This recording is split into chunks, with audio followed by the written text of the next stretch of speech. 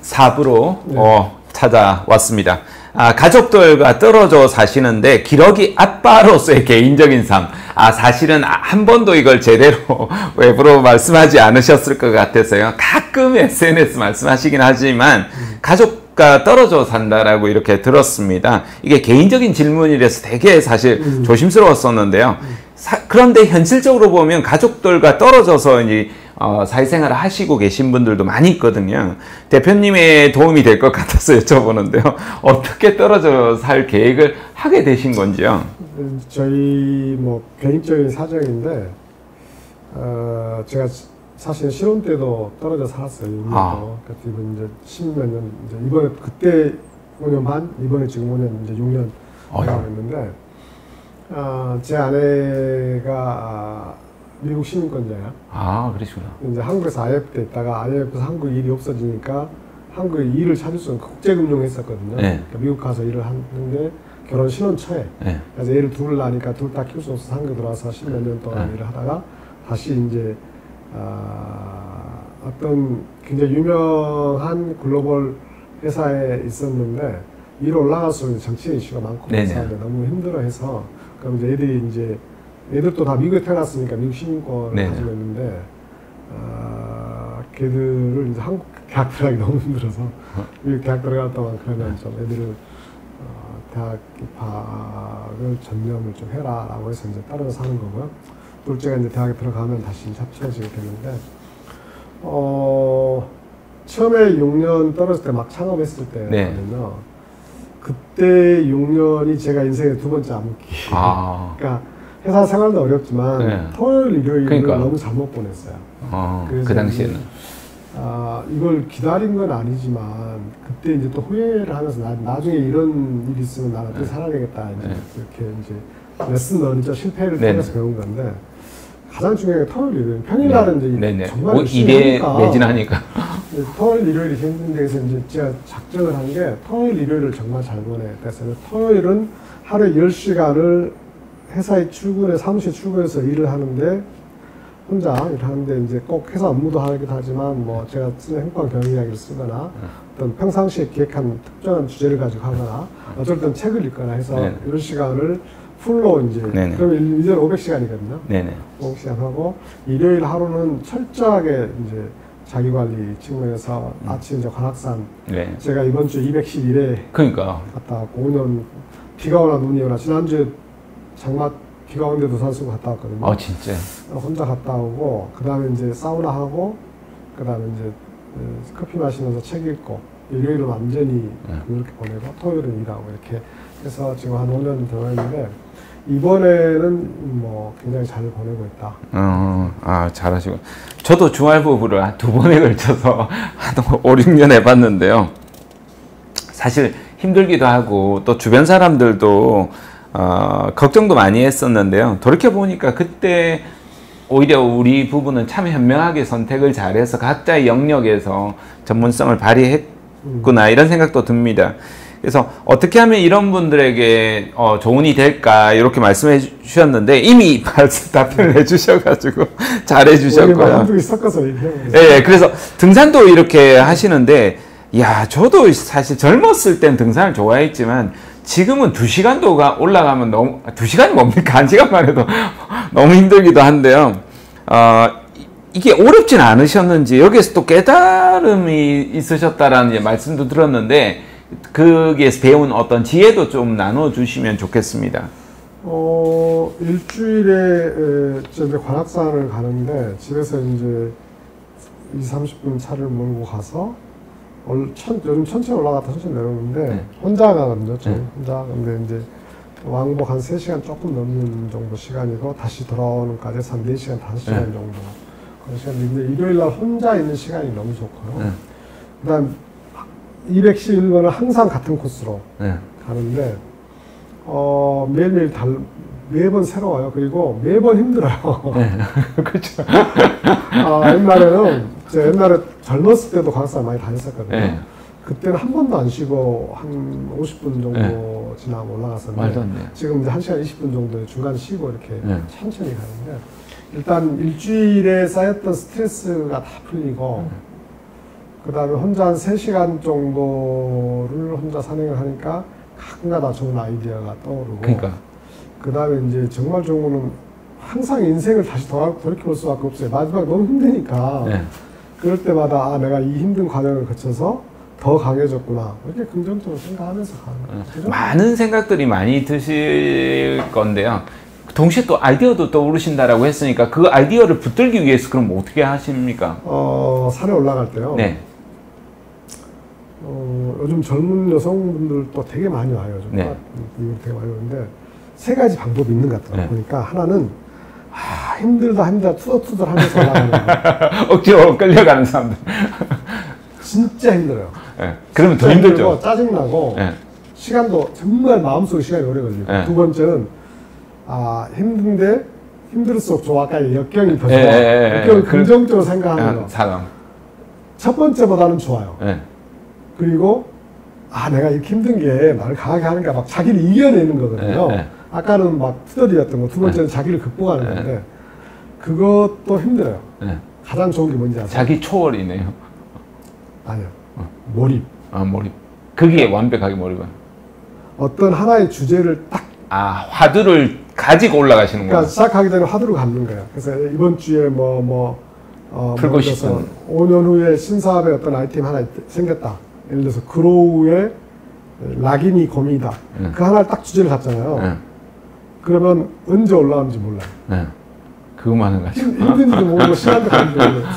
그래서 몰입이라는 게 정말 중요하구나. 그래서 원래 몰입이라는 단어가 플로우라는 용어를 써요. 맞아요. 미아이 직센트미아이가. 몰입을 얘기하면서 두 가지 경우를 얘기해줘요. 하나는 의사가 수술할 때, 그리고 암벽 등반할 때 시간 가는지 모르거든요. 근데 시간 가는지 모르는 게 몰입됐다는 얘기. 몰입됐을 때 가장 진짜 그야말로 몰입이기 때문에 그래서 뭔가 뛰어난 아이디어가 나올 수도 있고 시간 가는지 모르고 힘든지 모르거든요. 그래서 몰입을 잘할 수 있는 게 정말 중요한 것 같아요. 그래서 산에 갈 때 항상 생각해야 될 화두를 딱 적어와요. 그러면 그래도 혹시 녹음을 한다거나 메모를 한다거나 이러지는 않으시는가요? 메모를 하죠. 휴대폰에. 휴대폰에다가. 이 타수가 빠르십니까?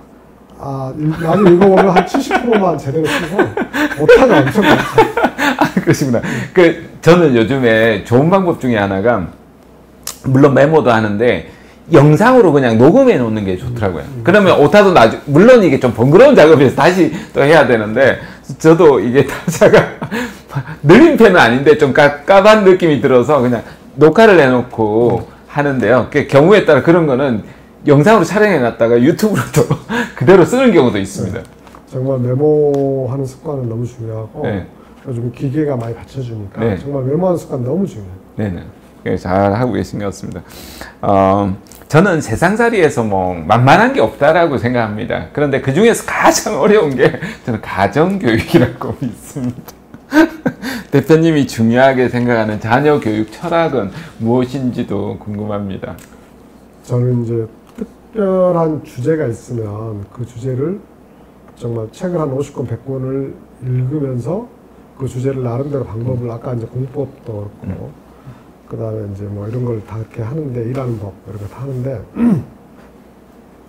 애들이 초등학교 좀 들어가니까 이제 아빠 역할을 지금 못하면 평생 후회할 것 같다 이런 느낌이 쫙 왔어요. 그래서 이제 부모의 역할 그 다음에 자녀 교육법 이런 거를 공부법 이런 거를 엄청 연구를 했어요. 그래가지고 이제 저는 연구하면 그걸 상품으로 만드니까 행복한 아버지 학교 그게 만들어내신 거예요. 사람들이 너무 좋아했었고요. 그 다음에 이제 애들 공부시켜야 되니까 공부법도 만들고 해가지고 이제 공부법도 과정으로 만들고 해서 정말 자신이 있었는데요. 이제 애들이 이제 대학 들어간 애가 있고 이제 대학 마지막에 들어간 애가 있는데 지금은 조금 전에 말씀하신 것처럼 한때는 어디 가서 자녀 교육법 이런 거 강의도 하고 부모 역할 강의도 하고 있는데 지금은 절대 자신 없습니다. 왜 그럴 자신이 없어요? 애들이 어떻게 해볼 수가 없어요. 차라리 남의 애는 얘기 가르칠 수 있는데 자기 애는 절대로 못 가르쳐요. 그러니까 저는 또 그런 생각이 들더라고요. 부모는 가르칠 수 있는 게 삶으로 태도로 보여주는 모습이다라는 생각이 들더라고요. 어떤 굉장히 오랜 시간을 우리가 봐줘야 되고, 그래서 언뜻 들으면서도 가장 행복했었던 순간이 어떤 직원들이 변하지 않을 것 같았었는데 변한 것처럼, 그런데 이 자녀는 더 많이 봐줘야 되는, 그래서 그렇지 않나 이런 생각이 듭니다.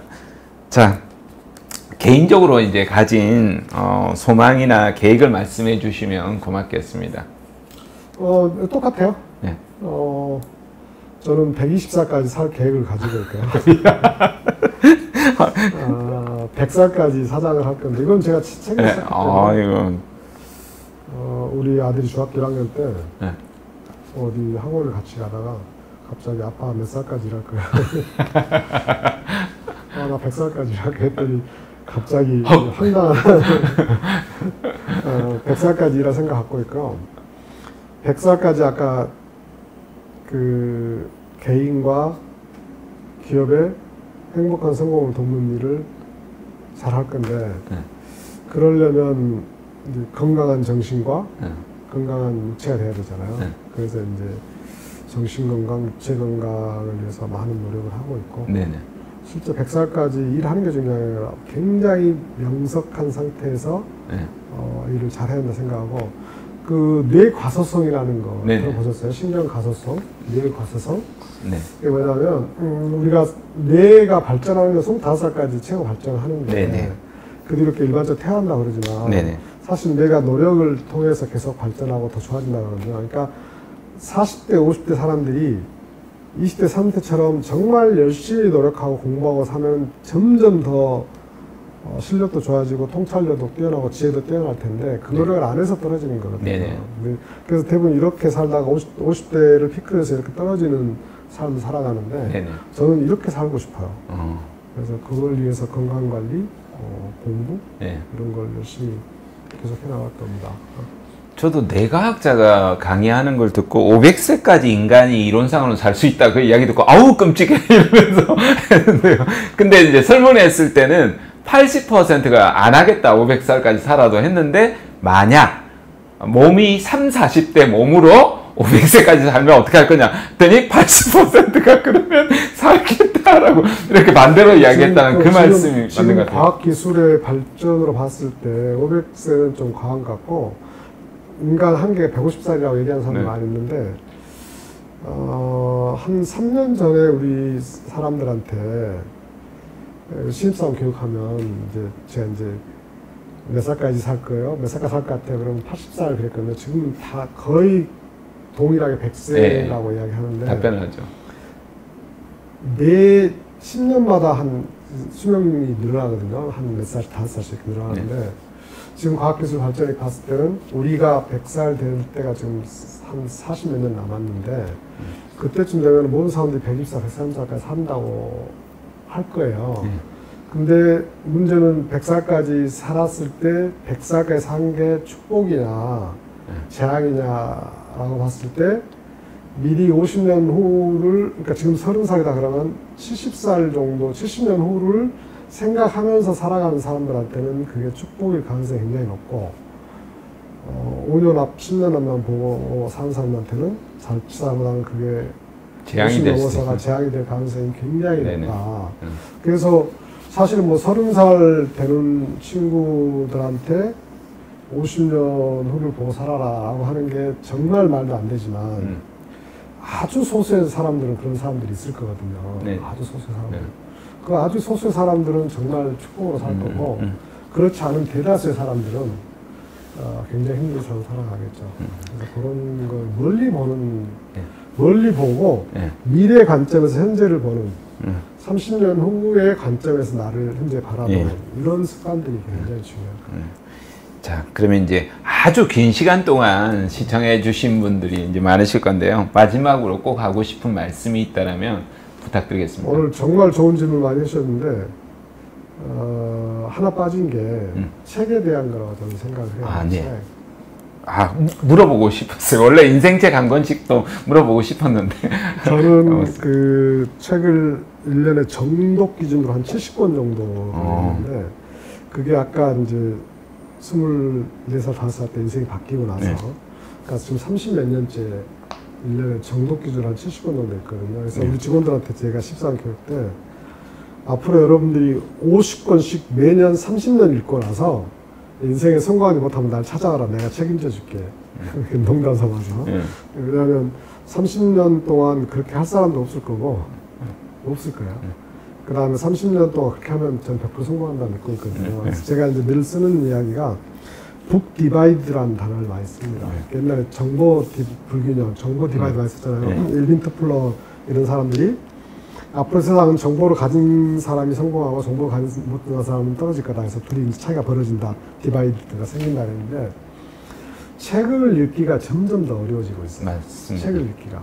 그러니까 책을 읽기는 점점 더 어려워져. 환경적인 요소상. 네, 맞습니다.